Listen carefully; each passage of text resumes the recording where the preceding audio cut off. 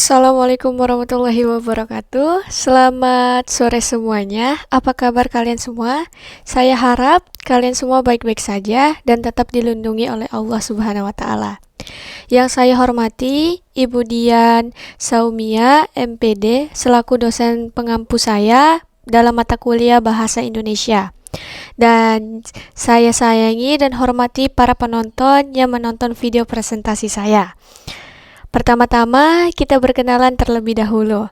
Perkenalkan, saya Bunga Sakila Azila Gari dengan NIM 24170528020048.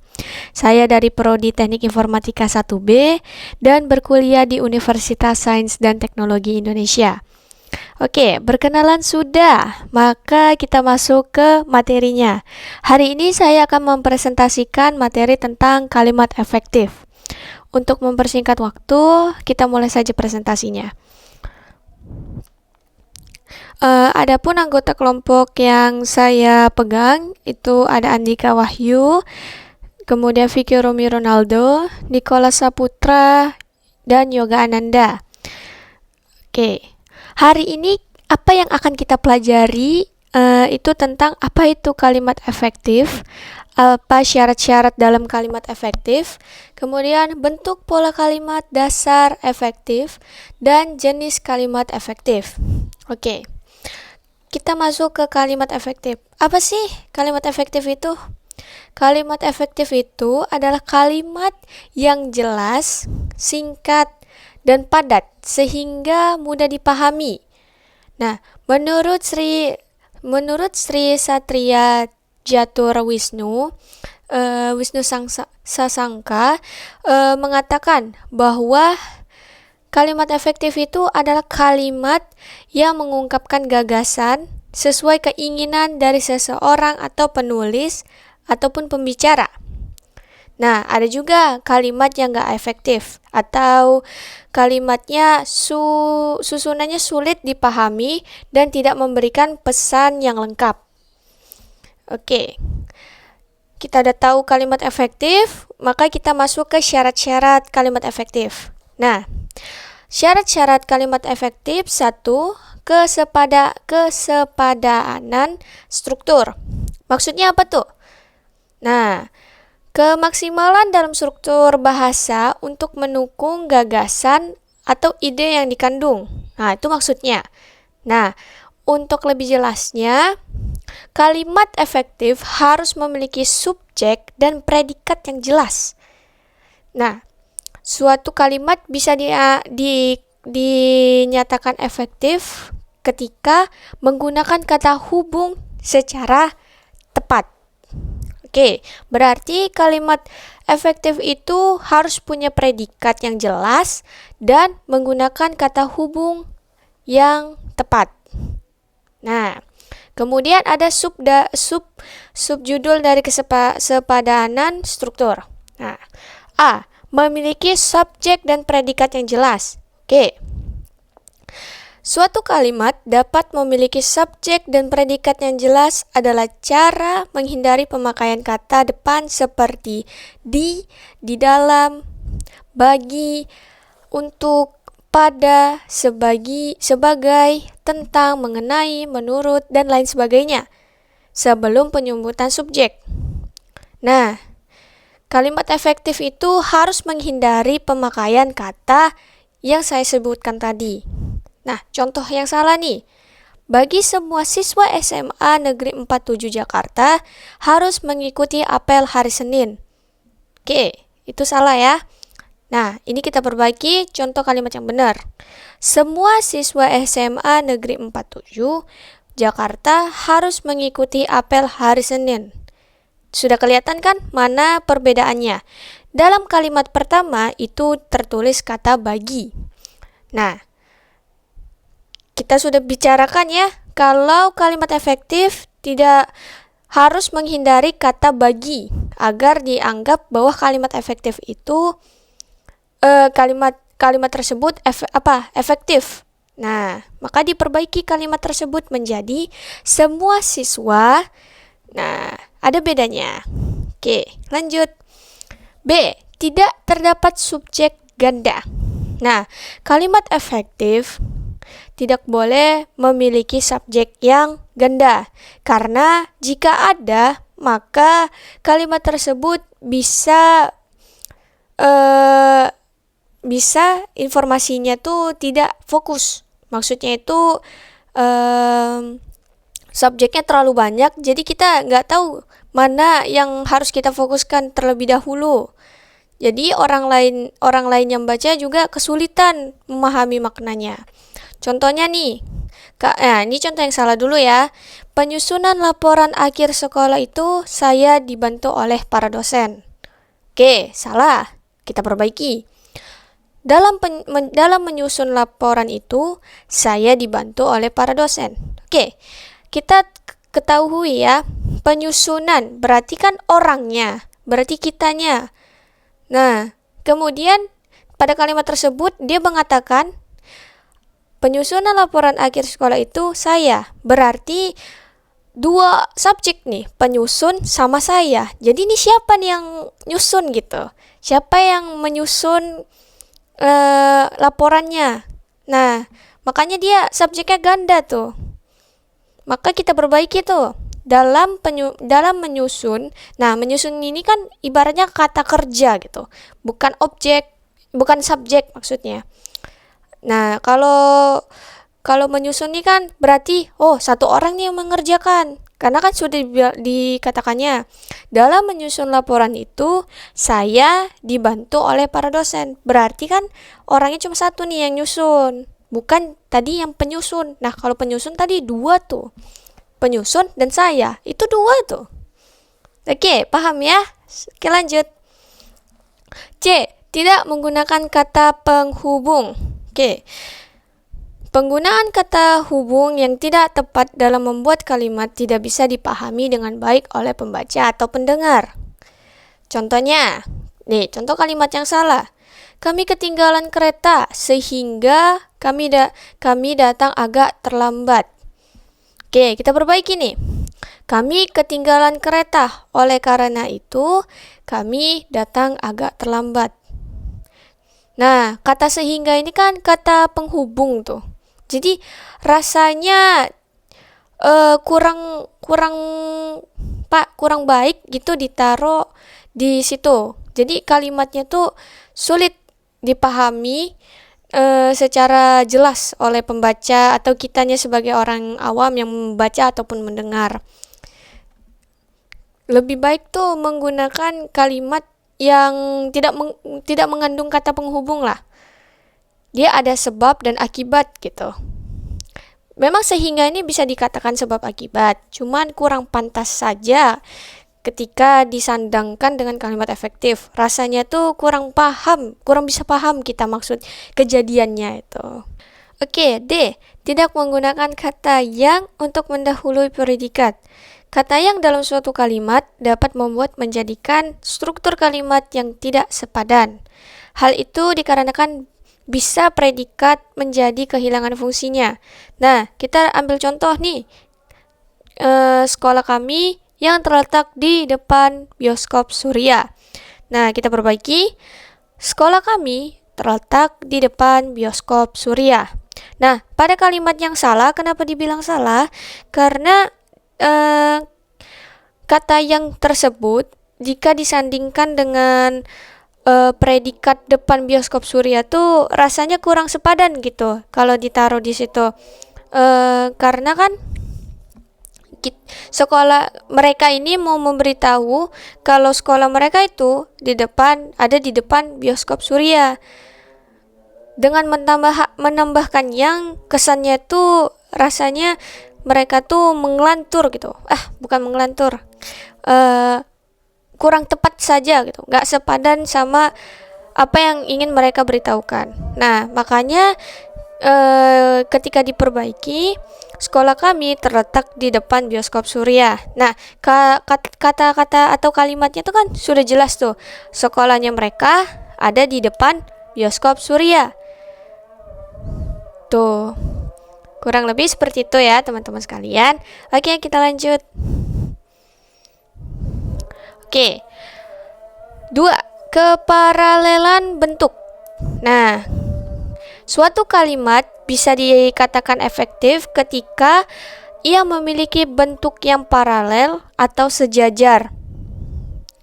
Nah, dia misalnya tuh kalimatnya itu pertamanya kata benda, maka kalimat yang keduanya itu harus kata benda juga. Kecuali. Nah, kemudian kalau misalnya kalimat pertamanya itu kata kerja, maka kalimat keduanya juga harus kata kerja. Pokoknya berimbangan semua, gak boleh kalimat pertama kata kerja, kalimat kedua kata benda. Jangan. Dia udah gak paralel tuh, udah beda, udah bukan kalimat efektif lagi. Nah, kita ambil contoh nih. Contoh kalimat yang salah dulu ya. Tahap terakhir penyelesaian gedung itu adalah kegiatan pengecatan tembok, memasang penerangan, pengujian sistem pembagian air, dan pengaturan tata ruang. Nah, contoh kalimat yang benar. Tahap terakhir penyelesaian gedung itu adalah kegiatan pengecatan tembok, pemasangan penerangan, pengujian sistem pembagian air, dan pengaturan tata ruangan. Tuh, apa tuh bedanya? Oke, kita selidiki kembali, kita baca kembali.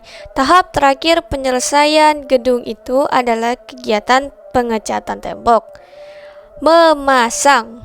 Nah, dalam kalimat memasang ini artinya kan kita memasang bentuk kalimat kerja tuh, kata kerja. Nah, sedangkan yang sehingga kata tersebut tuh salah gitu, kalimat tersebut tuh salah karena perlu kita tahu kalimat efektif itu harus sejajar atau paralel. Nah, kita dapat contoh kalimat yang gak paralel nih. Soalnya kan memasang itu kan bentuk kata kerja. Nah, maka kita perbaikin menjadi tahap terakhir penyelesaian gedung itu adalah kegiatan pengecatan tembok, pemasangan. Nah, kita ganti jadi pemasangan. Nah, kenapa? Karena objek pertama itu kan kata benda, maka objek keduanya itu harus kata benda juga, atau kalimat pertama itu kata benda, maka yang kalimat keduanya juga harus kata benda. Jadi, dia itu sejajar sama paralel atau paralel. Nah, seperti itu teman-teman sekalian. Oke, ketiga, kehematan kata.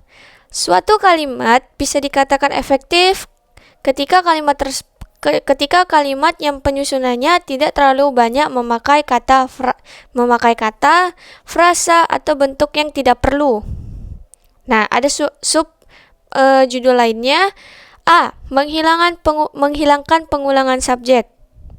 Kalimat yang hemat artinya penyebutan subjeknya tidak perlu dilakukan berkali-kali, hanya sekali saja. Nah, ketika ada dua subjek, maka kita cukup buat satu kali saja, nggak perlu diulang. Contoh kalimat yang salah nih. Karena dia tidak diajak, dia tidak datang ke rumah Nina. Contoh kalimat yang benar. Karena tidak diajak, dia tidak datang ke rumah Nina. Nah, kenapa kalimat yang pertama itu bisa salah? Karena di situ dikatakan dia tidak diajak, dia tidak datang. Nah, itu kan pengulangan kata, pengulangan subjek tuh. Artinya kan pemborosan kata tuh. Maka kita perbaiki nih. Karena tidak diajak, dia tidak datang. Tuh. Jadi kalau misalnya ada dua subjek, lebih baik kita buat jadi satu subjek, kecuali orang yang dia buat itu beda. Misalnya si yang gak diajak ini si Nina, yang gak datang itu si Lala. Nah, itu gak apa-apa karena kan sudah beda subjek. Kecuali awalnya itu yang gak diajak itu Nina, nah yang gak datang juga Nina. Nah, kalau itu pakai satu subjek saja karena kan kita sudah tahu bahwa yang nggak datang itu satu orang doang. Begitu. Oke, lanjut. B. Menghindari kesinoniman dalam satu kalimat. Kalimat yang hemat kata berarti satu kalimat cukup menggunakan satu kata dengan satu makna saja. Apabila dalam satu kalimat terdapat dua kata yang pada dasarnya punya makna yang sama, maka kita hanya perlu pilih salah satu saja. Contoh kalimat salah. Sejak dari pagi, dia baru menulis namanya. Contoh kalimat yang benar. Sejak pagi, dia baru menulis namanya. Tuh, dua kalimat tersebut cukup berbeda dan kelihatan kalau sejak dan dari itu satu kata yang punya makna sama. Sejak, kalau kita pikir ya, sejak berarti dari tadi nih orang kan. Nah, ditambah dari lagi. Tuh sejak, ini berarti orang tuh udah dari tadi. Dari lagi. Nah, jadi rasanya tuh kalau pembaca kalau ngebaca kalimat ini tuh dia mikirnya dua kali nih jadinya. Anggaplah seperti itu ya. Mikirnya dua kali. Udah sejak, kena sejak ditambah dari lagi. Karena kan kita sudah mikir tuh, sejak itu berarti ini orang udah dari tadi mikirin itu. Nah, jadi kita hilangkan saja kata dari ini menjadi sejak saja yang kita pakai. Jadi sejak pagi dia baru menulis namanya. Nah, pembaca pun jadi tahu sejak pagi. Berarti nih orang udah dari pagi baru nulis namanya nih. Makanya dia telat mungkin. Anggaplah seperti itu. Oke, lanjut. C. Memperhatikan kata jamak. Kalimat yang hemat tidak adanya penambahan kata yang sudah memiliki makna jamak. Oleh karena itu, pada saat kamu menemukan kata jamak dalam suatu kalimat, maka tidak perlu dilakukan penambahan kata lain yang memiliki makna jamak. Jamak itu kan banyak artinya. Seperti itu. Contoh kalimat yang salah. Hadirin sekalian dimohon naik ke panggung. Contoh kalimat yang benar. Hadirin dimohon naik ke panggung. Tuh. Kenapa dibilang kalimat yang pertama itu salah? Karena hadirin itu kan artinya kita semua. Sekalian. Berarti kan mencakup semua juga tuh. Jadi katanya tuh berulang-ulang. Maksudnya berulang tuh kita udah tahu maknanya. Kedua kata ini tuh maknanya sama. Hadirin dan sekalian. Maknanya kan sama-sama mencakup semua. Jamak dua-dua. Jadi kembali yang pertama, kita ambil salah satunya saja. Kita ambil hadirin. Kalau sekalian kan gak nyambung tuh. Sekalian dimohon naik ke panggung tuh kan rancu tuh. Ya gak nyambung juga. Makanya kita pilih hadirin. Nah, maka dibuat di kalimat yang benar itu hadirin dimohon naik ke panggung. Oke, kita lanjut. D. Menghindari pemakaian subordinat pada hiponimi kata. Kalimat yang hemat adalah kalimat yang memiliki hiponimi kata satu saja. Nah, kita ambil contoh yang salah. Peserta ujian nasional wajib memakai celana warna hitam. Contoh kalimat yang benar. Peserta ujian nasional wajib memakai celana hitam. Kenapa warna dihilangkan di sini? Karena hiponiminya warna hitam itu kan warna dan dia itu kan gelap. Oke lah.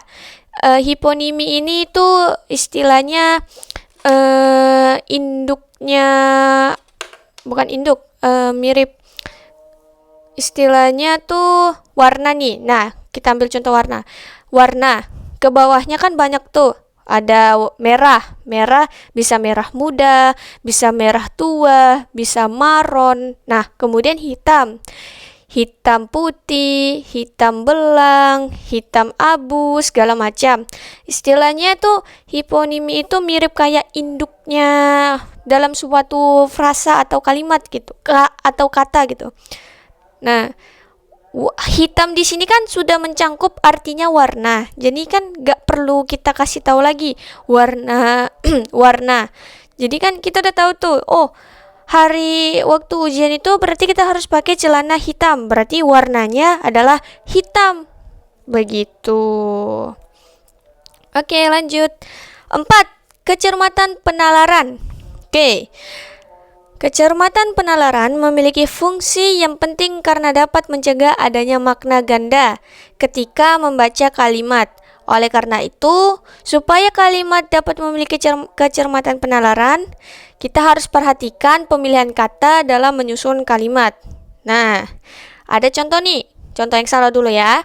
Mahasiswa perguruan tinggi yang terkenal itu menerima hadiah. Nah, kalimatnya ini punya tafsiran ganda sama maknanya ganda. Karena kan ada tuh kalimat yang belum jelas kaitannya. Mahasiswanya yang terkenalkah atau perguruan tingginya yang terkenal nih? Nah, maka kita bisa ngambil dua jawaban kalimat yang benar nih. Nah, salah satunya A. Mahasiswa terkenal itu menerima hadiah. Nah, kenapa perguruan tingginya ditiadakan? Karena kita udah tahu dan kita sudah sadari bahwa mahasiswa itu artinya kita sudah berkuliah atau sudah masuk di perguruan tinggi. Jadi kalimat perguruan tinggi itu jadi nggak perlu gitu loh. Ya udah, kita tuh mahasiswa, berarti kan kita anak kuliahan dong. Berarti subjeknya itu adalah si mahasiswanya yang terkenal yang dapat hadiah. Begitu. Oke, yang kedua, mahasiswa dari perguruan tinggi terkenal itu menerima hadiah. Berarti perguruan tingginya itu yang terkenal. Nah, yang dapat hadiahnya tetap mahasiswa, tapi yang ditekankan itu adalah perguruan tingginya. Nah, perguruan tingginya yang terkenal. Nah, mahasiswanya ada di dalam perguruan tinggi itu. Makanya dibuat mahasiswa dari. Nah, kata darinya ini berarti menunjukkan mahasiswanya itu ada di dalam perguruan tinggi yang terkenal. Nah, mahasiswanya tetap menerima hadiah. Seperti itu, kurang lebih. Oke, lanjut. 5. Kelogisan bahasa. Kelogisan bahasa dalam suatu kalimat bisa dipahami sebagai ide yang terdapat dalam suatu kalimat. Kalimat dapat diterima dan dipahami oleh akal. Nah, kelogisan bahasa bisa dilihat dari cara penulisannya yang sesuai atau tidak dengan ejaan yang berlaku. Nih, ada contoh kalimat yang salah. Waktu dan tempat kami persilakan. Kalimat tersebut gak bisa dibilang efektif karena mengandung makna yang kurang logis gitu. Kalimat salah yang pertama ini kenapa dikatakan tidak logis? Karena waktu dan tempat. Seharusnya kan waktu dan tempat ini bisa digantikan sama orang atau subjek gitu.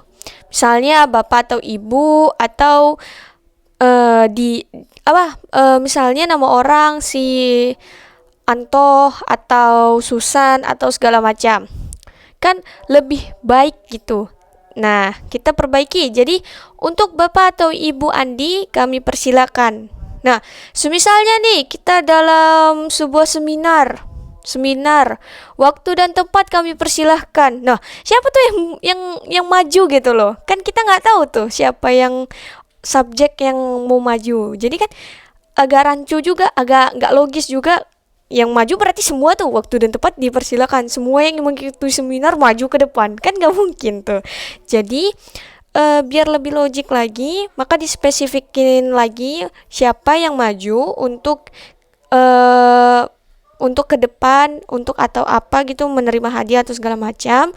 Maka dibuatlah kedetailannya siapa yang maju dan siapa namanya gitu. Kurang lebih seperti itu. Oke, lanjut. Oke, pola kalimat dasar kalimat efektif. Pola kalimat dasar adalah struktur kalimat yang berisi aturan atau kaidah gramatika suatu bahasa. Kalimat dasar memiliki unsur-unsur yang lengkap, susunan yang umum, dan tidak mengandung pertanyaan atau pengingkaran. Nah, ada beberapa pola kalimat dasar. Ada SP, subjek predikat, SPO, subjek predikat objek, SPPL, subjek predikat pelengkap, SPK, subjek predikat keterangan, SPOK, subjek predikat objek keterangan, SPOPL, subjek predikat objek pelengkap. Nah, ada contoh kalimat berpola SP. Nih, mereka sangat ramah. Mereka adalah subjek, sangat ramah adalah predikat. Nah, dalam kalimat SP bisa berupa kata kerja, kata sifat, atau kata bilangan. Seperti itu. Kemudian ada jenis kalimat. Ada kalimat tunggal, kalimat yang memiliki satu pola kalimat yaitu subjek dan predikat. Kemudian ada kalimat majemuk, kalimat yang terdiri dari dua atau lebih pola kalimat. Ada induk kalimat dan anak kalimat. Kalimat yang disampaikan secara langsung tanpa perantara. Kemudian kalimat tidak langsung, kalimat yang menceritakan kembali ucapan orang lain. Kemudian ada kalimat berita, kalimat yang berfungsi menyampaikan informasi atau pernyataan. Kemudian ada kalimat tanya, kalimat yang bertujuan untuk mencari jawaban atas suatu masalah. Kalimat imperatif, kalimat yang bertujuan untuk menegaskan suatu hal. Kalimat pengandaian, kalimat yang bertujuan untuk menggambarkan keinginan penulis atau pembicara. Kalimat lengkap, kalimat yang mengandung subjek dan predikat. Kalimat tidak lengkap, kalimat yang di dalamnya hanya ada satu unsur saja. Kalimat aktif, kalimat yang subjeknya melakukan tindakan. Kalimat pasif, kalimat yang subjeknya melakukan suatu tindakan. Berarti beda aktif dan pasif itu, kalau aktif itu unsurnya, kalau pasif itu subjeknya. Oke, contohnya nih, kalimat aktif, dia sedang menulis sebuah buku. Nah, berarti kan unsurnya nih. Kemudian pasif, sebuah buku sedang ditulis olehnya. Oke, kalimat perintah, pergi kau dari sini, itu perintah. Kalimat berita, ia pergi. Kalimat tanya, siapa yang pergi? Kalimat seru, wah enaknya kau bisa pergi. Kalimat majemuk campuran, saya sedang menulis dan adik bermain ketika ayah datang. Kemudian kalimat tidak lengkap, pulang yuk. Kalimat langsung, laki-laki yang tadi lewat adalah suami baruku, kata Ibu Dewi kepadaku. Kalimat berimbang, harga bahan pokok terus naik. Banyak konsumen mempermasalahkan hal ini. Oke, lanjut. Kita sudah sampai hampir di penghujung. Jika Bapak, Ibu, atau para penonton yang punya pertanyaan atau saran tentang presentasi saya, mohon ditanyakan. Jangan ragu untuk bertanya, namun yang ditanyakan haruslah berbobot, bukan dari GPT atau AI lainnya. Oke, terima kasih. Saya ucapkan terima kasih banyak kepada penonton, terutama untuk Ibu Dian. Ini presentasi saya. Terima kasih sudah menonton sampai akhir presentasi saya. Jika ada kesalahan kata maupun ucapan yang membuat para penonton atau ibu bapak yang mendengar kata-kata saya yang cukup berlibat, saya mohon maaf karena saya tidak luput dari kesalahan. Jika saya salah, mohon dimaafkan. Saya ucapkan terima kasih. Saya tutup. Wassalamualaikum warahmatullahi wabarakatuh.